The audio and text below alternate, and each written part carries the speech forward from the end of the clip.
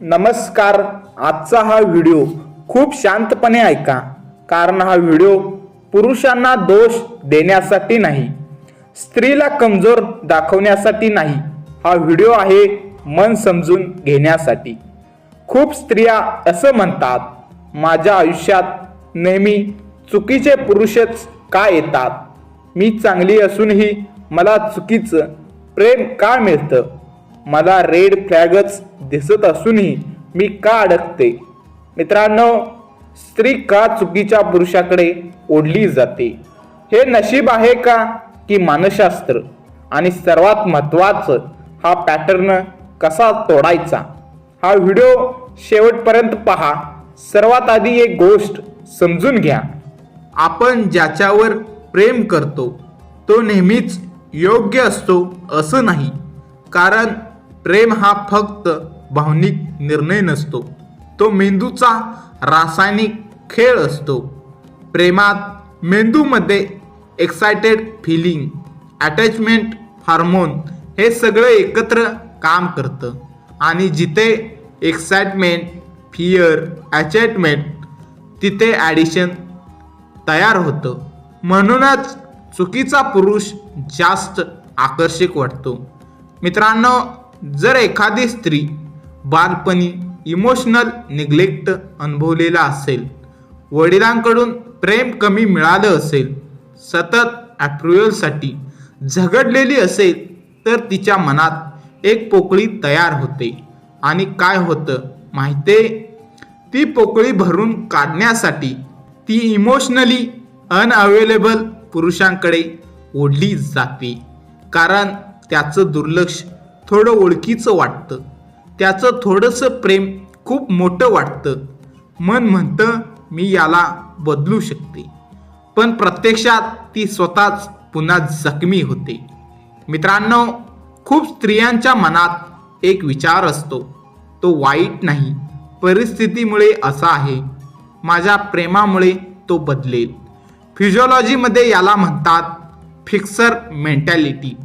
अशा स्त्रिया दुसऱ्याच्या दुःखाला स्वतःची जबाबदारी समजतात, स्वतःच्या गरजा मागे ठेवतात. प्रेम म्हणजे सॅक्रिफाईस असं म्हणतात, पण सत्य काय आहे? प्रेमाने कोण बदलत नाही, बदलायची इच्छा आतून असावी लागते. मित्रांनो, जिथे थोडं प्रेम, त्यानंतर खूप वेदना, मग पुन्हा थोडं प्रेम, हा सायकल चालू राहतो. मेंदूला वेदना आणि दिलासा याची सवय लागते. म्हणूनच तो पुरुष जरी त्रास देत असला तरी त्याच्याशिवाय राहणं अशक्य वाटतं. हे प्रेम नाही, ही इमोशनल ॲडिशन आहे. मित्रांनो, खूप स्त्रिया आतून असं मानतात, माझ्यापेक्षा चांगलं कोण मला मिळणार? हेच मिळालं तेच नशीब. ही भावना कुठून येते? सतत क्रिटिझम, बॉडी शेमिंग, कंपॅरिझन, अपयशी नाती, यामुळे सेल्फ वर्थ कमी होते. आणि मग जो थोडंसं प्रेम देतो तोच खूप वाटायला लागतो. मित्रांनो, आपण लहानपणापासून काय पाहतो? अँग्री हिरो, इमोशनली अनअवेलेबल पुरुष. तो वाईट आहे पण तिच्यासाठी बदलतो. हे सगळं मनात बसतं. आणि मग शांत, स्टेबल, इमोशनली मॅच्युअर पुरुष बोरिंग वाटतो.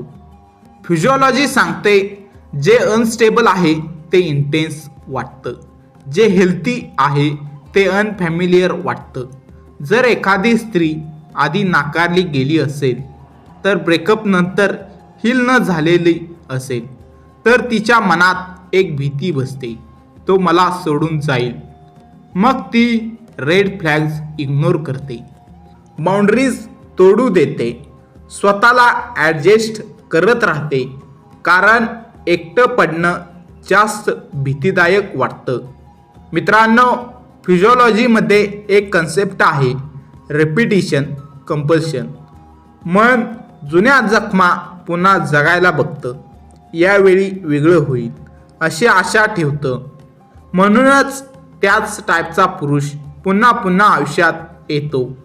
मित्रांनो, जखम भरली नाही पण नातं सुरू केलं, हिलिंग न करता प्रेम केलं, तर प्रेम गरज म्हणतं आणि गरजेमुळे चुकीची निवड होते. मित्रांनो, हा पॅटर्न कसा तोडायचा? स्वतःची किंमत ओळखा. तुम्ही ॲडजस्ट करण्यासाठी जन्मलेला नाहीत. रेड फ्लॅग्स लवकर ओळखा. जे सुरुवातीला दुखवतं ते पुढे नष्ट करतं. बोरिंग वाटणाऱ्या शांततेला संधी द्या. पीस म्हणजे लॅक ऑफ लव्ह नाही. हिलिंग करा. प्रेमाला कमावू नका. जे तुमच्यासाठी आहे ते सहज येतं. तुम्ही चुकीच्या पुरुषाकडे ओढल्या जाता कारण तुम्ही कमजोर नाही, तुम्ही भावनिक आहात. पण आता वेळ आली आहे भावनेला दिशा देण्याची, प्रेमाला सीमा देण्याची आणि स्वतःला पहिलं स्थान देण्याची. लक्षात ठेवा, जो तुम्हाला गोंधळात टाकतो तो तुमचं नशीब नसतो. जर हा व्हिडिओ तुमच्या मनाला भिडला असेल तर तो शेअर करा, लाईक करा आणि चॅनेलला सबस्क्राईब करा.